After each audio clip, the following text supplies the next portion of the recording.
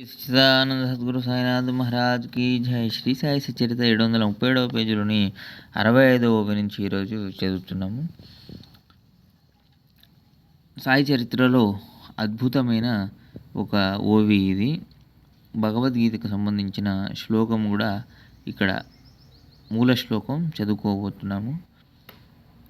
తద్విద్ది ప్రణిపాతేన పరిప్రశ్నేన సేవయా ఉపదేక్ష్యంతే జ్ఞానం జ్ఞానినః తత్వదర్శినః. ఇది గీతలోని మూల శ్లోకం. ఇందులోని 3వ చరణాన్ని గమనించండి. జ్ఞానమన్న పదానికి ముందు ఒక అవగ్రహాన్ని వేస్తే అజ్ఞాన పదాన్ని సూచిస్తుంది. అవగ్రహ పదాన్ని ఊహించకపోతే అది నిస్సందేహంగా జ్ఞానమన్న పదమే. దానికి విరుద్ధంగా ఎవరూ అడ్డు చెప్పరు. ఆ అర్థం సర్వత్రా గ్రాహ్యమే. జ్ఞానాదేవతు కైవల్యం, జ్ఞానం వలననే మోక్షప్రాప్తి అన్న శృతివచనాన్ని అందరూ అంగీకరిస్తారు. అయినా తత్వజ్ఞులు జ్ఞానాన్ని ఉపదేశించాలనే బంధనం లేదు. నేను ఆత్మను, కేవలం సాక్షిని, శుద్ధ బుద్ధముక్తుని, సర్వము తెలుసుకునేవాణ్ణి, సర్వప్రాణులలోని ఉజ్వలమైన శుద్ధ చైతన్యాన్ని, నేనే ఎప్పుడూ ఎచ్చరగని అద్వైత ఆనందంతో సంపూర్ణంగా ఉన్నాను.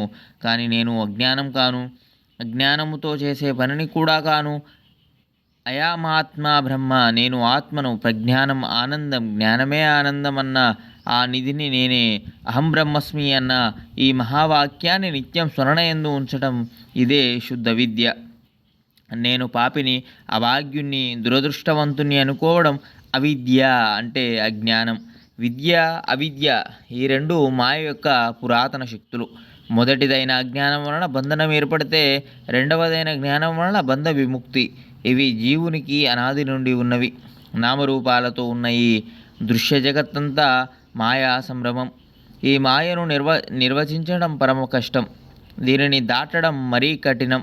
ఏ చోటు నుండి కల్పనలు స్ఫురిస్తాయో అదే మాయ యొక్క నివాస స్థానం. బంధనం మరియు ముక్తి ఈ రెండు స్థితులు కల్పనలో నుండే ఉత్పన్నమవుతాయి. జ్ఞానాదేవతు కైవల్యమన్న శృతి సిద్ధాంతం అత్యంత సత్యం. కానీ పాపకర్మలు నశించిపోనంత వరకు జ్ఞానోదయం కాదు. శుద్ధి జ్ఞానం ఉన్నవారికి సంకల్ప వికల్పాలు ఉండవు. వారికి బంధనం ఉండదు. వారి వద్ద వికారాలకు స్థానం ఉండదు. శుకమహర్షి వంటి పరమజ్ఞానికి కూడా సంశయాల వల్ల నష్టం కలిగింది. ఈ అనుమానాల కారణంగానే అజ్ఞానం ప్రకటమవుతుంది. దీనిని గురువు తప్ప ఎవరూ తొలగించలేరు. 78వ ఓవి నుంచి మరో వీడియోలో చదువుకుందాం. సచ్చిదానంద సద్గురు సాయినాథ్ మహారాజ్ కి జై. లోకా సమస్తాం సుఖినో భవంతు. ఓం శాంతి శాంతి శాంతి.